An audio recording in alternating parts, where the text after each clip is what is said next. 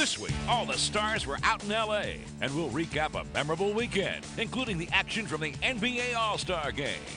We'll look at the latest battle for slam dunk supremacy, plus some of the greatest dunk contests in NBA history. And we'll bring you the top 10 plays from the first half of the season. Walker fades away, hits the shot at the buzzer.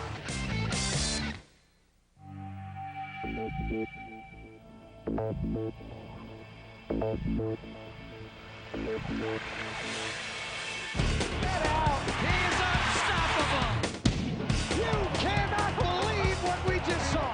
Oh, brilliant! What a dunk! Tear up that rim, young fella. Sensational! Oh, I'm shaking in my chair! Oh, at home! We tip things off by taking you into the action as we head to Los Angeles for the 2004 NBA All-Star Game. It looked like a Hollywood premiere as the game's brightest stars gathered in Los Angeles for the 53rd NBA All-Star Game. You couldn't miss the Pistons' Ben Wallace, or the leading vote-getter from the West, Kevin Garnett, along with the Sixers' Allen Iverson and the Nets' Jason Kidd. The hometown host was L.A.'s Shaquille O'Neal as these stars got ready to shine. Something unique. T-Mac and his teammates were ready to put their best feet forward and dazzle the crowd, which included actor Will Smith. Man, go ahead, give it to him. Give it to him.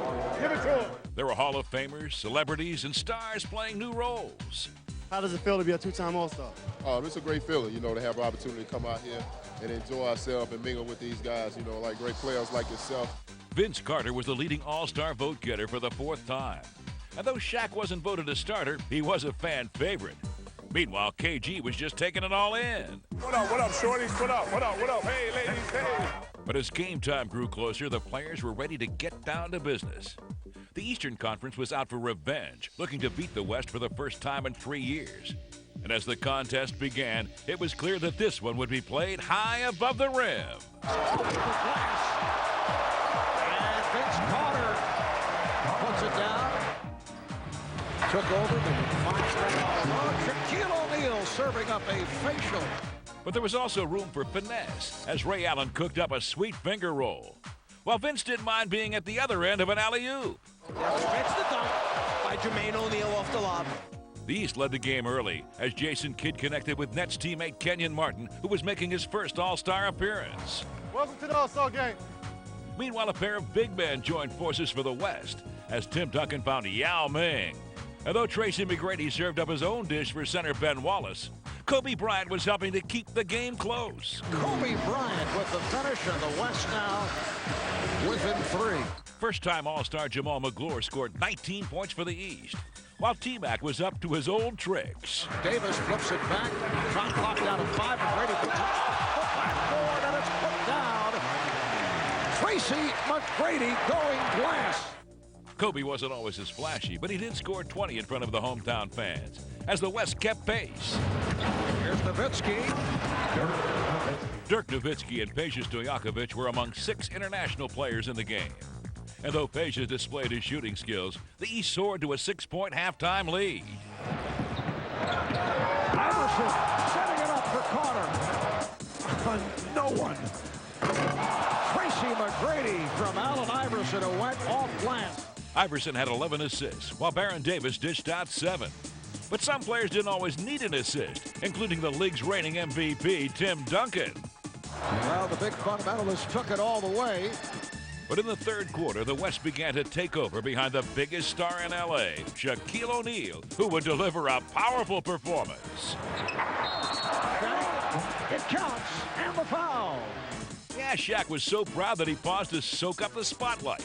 And there would be other picture-perfect moments for the West, as All-Star newcomer Andrei Kirilenko beat the third-quarter buzzer, putting his team up by 2.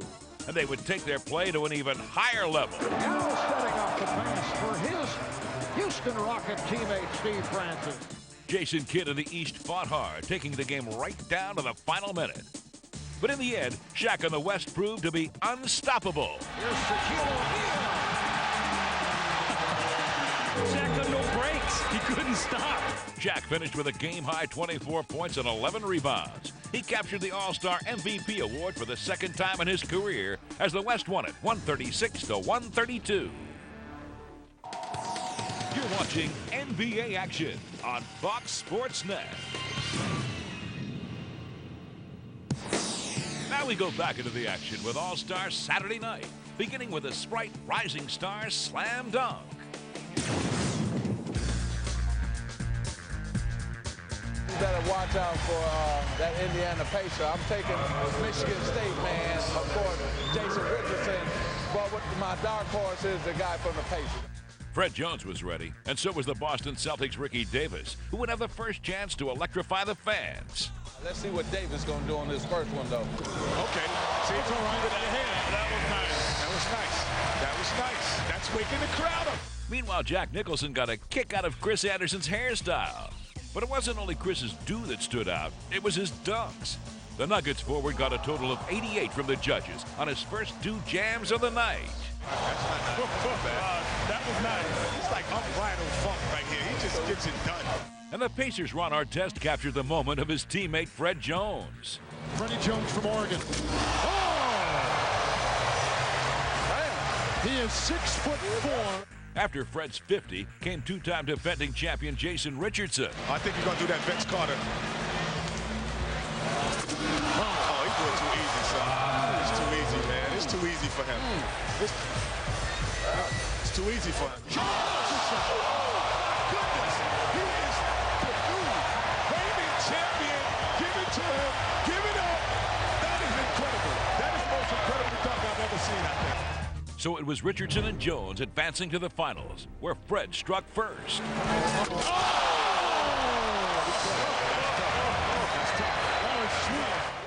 With Jones out in front, the pressure was now on Richardson to defend his title. Here now trying for a third slam dunk championship. Jason Richardson from the Golden State Warriors. Jason missed on his final attempt and relinquished his crown, as the Indiana Pacers' Fred Jones became the NBA's newest slam dunk king. Next came the sharpshooters in the Foot Locker three-point shootout. The stage is a little bit different when you're out here without Allen Iverson. A rookie in the NBA. What I tell y'all? It's been absolute. What I tell y'all? The first time. What I tell y'all? I told y'all better recognize those Kyle Korvers. I watched that kid. After Kyle Korver's 19, the Nuggets' Vashawn Leonard had his turn, and he put up 18 of his own to move into second place. I think he's going to get that 20. And trying to tie. Yeah, he getting tired, though. He got tired here. Oh, he got tired. Peja Stojakovic watched others take aim at his crown, including Coutinho Mobley, who scored 13 in the first round, while Chauncey Billups finished with 12. This is not the Chauncey Billups who could get so hot as good as any long-distance shooter. The next player up was Rashard Lewis of the Sonics, who finished with 16 points in the first round. And then came Peja Stojakovic, the reigning king of the shootout. So here comes Peja Stojakovic trying to be the third three-time winner. He's in. 3, 4. One more. Just to make me look really good. Just to make me look really good. Just to make me look really good. Come on, man. So it was on to the finals, where Vashawn Leonard would take his shot at dethroning Stojakovic. Tell you what, Vashawn makes this one. He's right there. Well, 18 ain't cutting. he's got 18. Peja knew the score he'd have to beat, and it came down to his final rack of shots. This is where champions are made at. He's got to hit the whole rack to tie. This is where champions are made at. Champions are made at.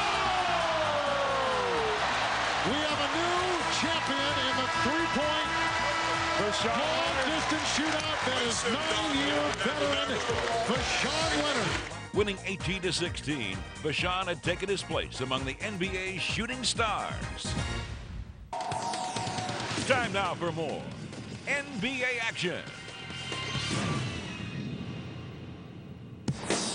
Now we take you back into the action from NBA All-Star Weekend, beginning with a look at the Got Milk Rookie Challenge.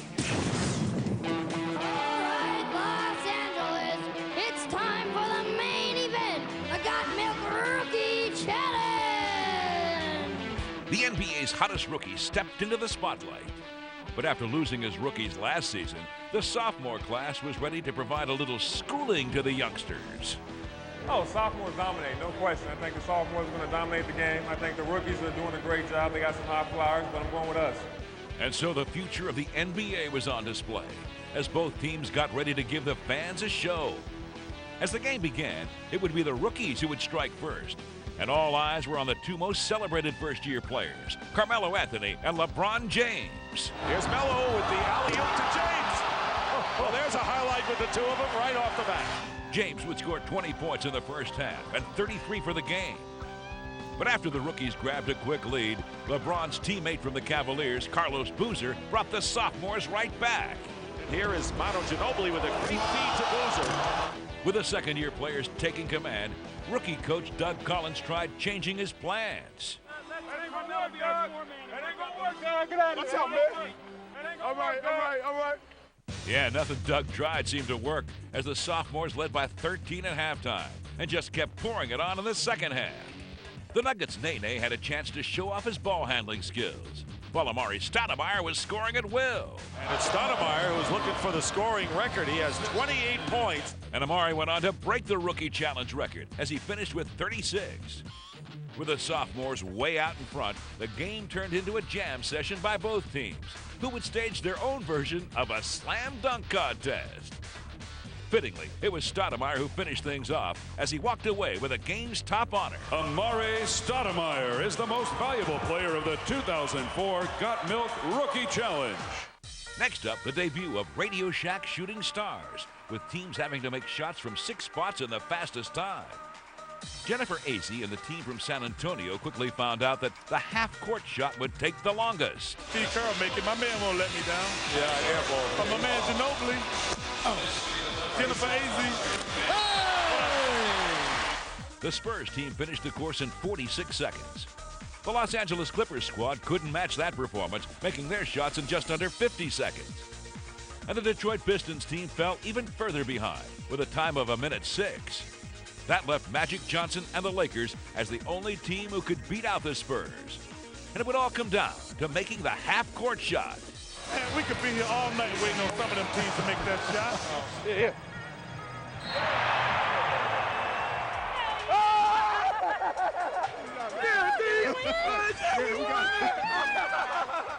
Thanks to Derek Fisher, the Lakers team completed the circuit in 43.9 seconds and won the contest in front of their hometown fans.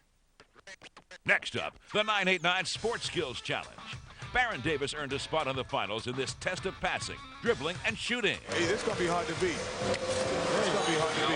That was a nice little segment. Yeah. Other challengers included the Knicks' Stephon Marbury and the Nuggets' Earl Boykins. Stephon finished the course in 36 seconds, while Earl did it in 35.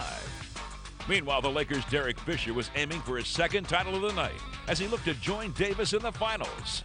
Now trying to get into second place, and he now moves ahead of Earl Boykins. After the first round, Boykins and Marbury were out. Now it was down to just Fisher and Davis. Derek went first and got off to a good start, but then ran into trouble at the shooting station. But this time is not very good, over 37 seconds.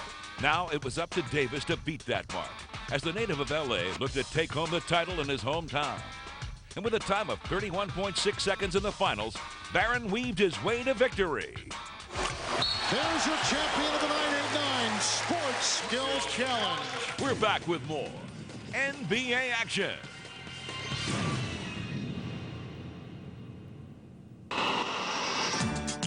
It's time to go to work. Now, we look back at some of the top All-Star moments from the 1980s and 90s in this edition of Secret NBA. At the first All-Star game of the 80s, it was rookie Larry Bird who made the first three-point shot in All-Star history. 2 years later in New Jersey, Bird flew off with MVP honors, leading the Eastern Conference to a thrilling 120-118 victory. The following year, singer Marvin Gaye would earn his own place in All-Star lore. Before the game in Los Angeles, Gaye delivered his soulful rendition of the national anthem. And the heart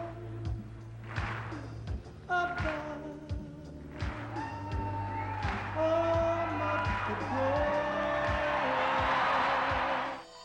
1984 brought the first NBA slam dunk contest, with young Larry Nance defeating the legendary Julius Erving.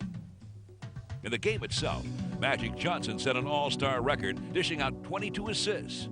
But Magic's West team was defeated by Isaiah Thomas and the East. In 1986, the smallest player made the biggest headlines. Spud Webb of the Hawks soared to victory in the slam dunk contest in one of the most stunning upsets in NBA history. The following year in Seattle, hometown hero Tom Chambers led the West to a 154-149 overtime victory. The teams combined for a total of 303 points, setting an all-star record and giving everyone something to shout about. Then in 1988, Larry Bird won his third consecutive three-point contest, and he did it in dramatic fashion. He's still got to drop one here quickly. 14. This is a tie for the money.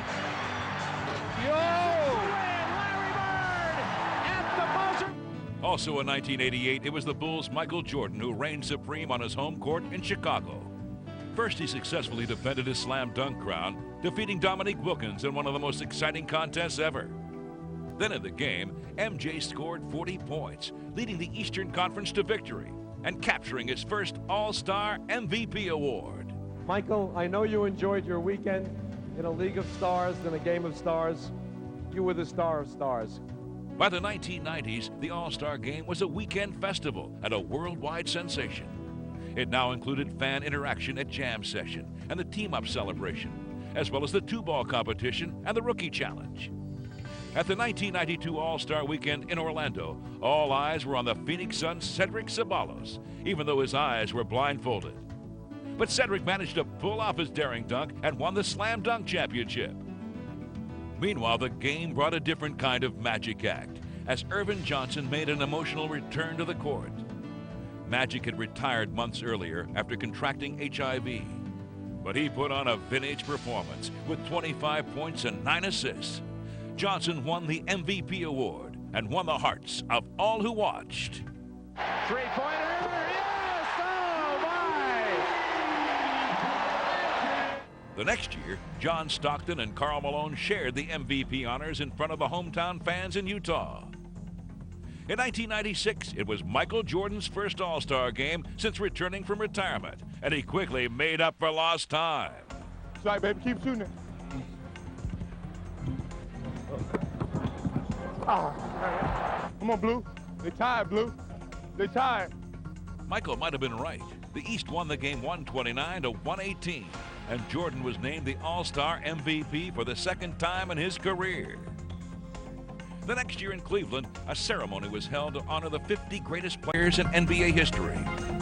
One of those players, his airness, made some history of his own by recording the first triple-double in an All-Star game. But the brightest star on this night was Glenn Rice, who set an all-star record with 20 points in the third quarter and set another with 24 points in the second half. And in 1998, Kobe Bryant became the youngest all-star in NBA history. But while Kobe had his moments, it was Air Jordan who took the spotlight once again. Michael finished with 23 points and 8 assists, taking home his third All-Star MVP award. Welcome back to NBA action.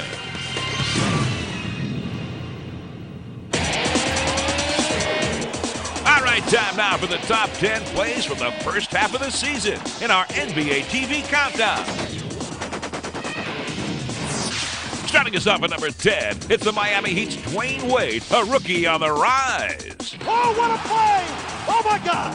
He jumped right out of the building! In at number 9 is Jazz All-Star Andrei Kirilenko with some wheeling and dealing. Martin trying to take it away. Good move.